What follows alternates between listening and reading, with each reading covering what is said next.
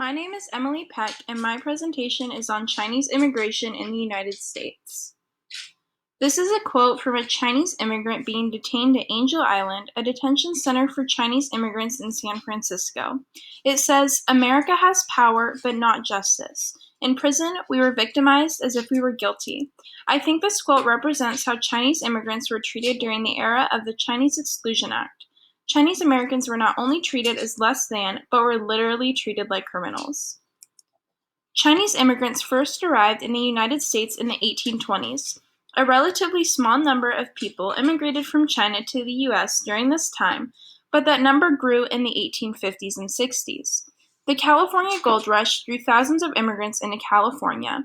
On top of that, China was politically and economically unstable due to the Taiping Rebellion, a revolt against the Qing dynasty, who ruled China at the time, and the Opium Wars, and this led to many people emigrating away from China to get away from the chaos. Many Chinese immigrants signed labor contracts to work on the transcontinental railroads in the 1860s. The United States encouraged this immigration by approving the Burlingame Treaty of 1868, which established a good relationship with China. After the completion of the transcontinental railroads, there was a big drop in employment opportunities. The workers from China had to compete with American workers for jobs, and the public opinion was not in favor of the Chinese. But since they were willing to work for smaller wages than American workers, the Chinese were the ones getting the jobs and decreasing wages in general. On top of that, the end of the Civil War resulted in a downturn of the economy, creating a larger amount of economic instability and unemployment. Politicians picked up on the public opinion and started making promises to deport Chinese immigrants and bar new immigrants from entering the country. This negative attitude towards Chinese Americans led to the Chinese Exclusion Act, enacted by Congress in 1882. The act barred immigration of Chinese contract laborers for 10 years and was subsequently renewed until 1943. This was the first time Congress barred a specific group of people from entering the country. But the Chinese Exclusion Act wasn't the only discriminatory legislation taking place in the country. For example, Western states prevented Chinese from owning property or taking work from American citizens.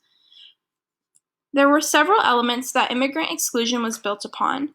These are racializing Chinese immigrants as permanently alien, threatening and inferior on the basis of their race, culture, labor, and aberrant gender relations, containing the danger they represented by limiting economic and geographical mobility, as well as barring them from naturalized citizenship through local, state, and federal laws and action, and protecting the nation from both further immigration incursions and dangerous immigrants already in the United States by using the power of the state to legalize the modes and processes of exclusion, restriction, surveillance, and deportation. Basically, this is how Americans defended themselves in arguments against Chinese exclusion. Something I've always wondered throughout history is how people logistically came into the country undocumented. One of the big systems that Chinese immigrants used was paper immigration. This system is an example of how the government's effort to promote exclusion essentially backfired on them. During the era of Chinese exclusion, state authorities struggled to authenticate the identity of Chinese immigrants. Their solution to this was a physical documentation of immigrations. This ended up doing more harm than good, as it allowed Chinese immigrants to create fake paper families that were linked together through the documentation.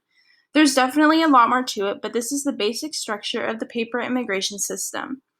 This resulted in the public seeing Chinese people as unscrupulous, devious, and immoral. But something to think about is, what is more immoral? The Chinese immigrants defying the laws or the exclusion laws themselves? There are many effects of Chinese exclusion, some we are still affected by today.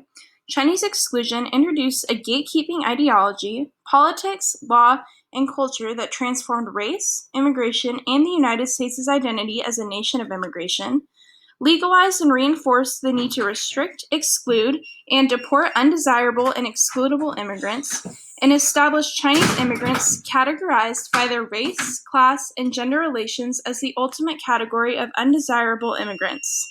In short, Chinese exclusion not only discriminated against Chinese people, but it set a precedent for future immigration laws. Even today, race still plays a part in the immigration process.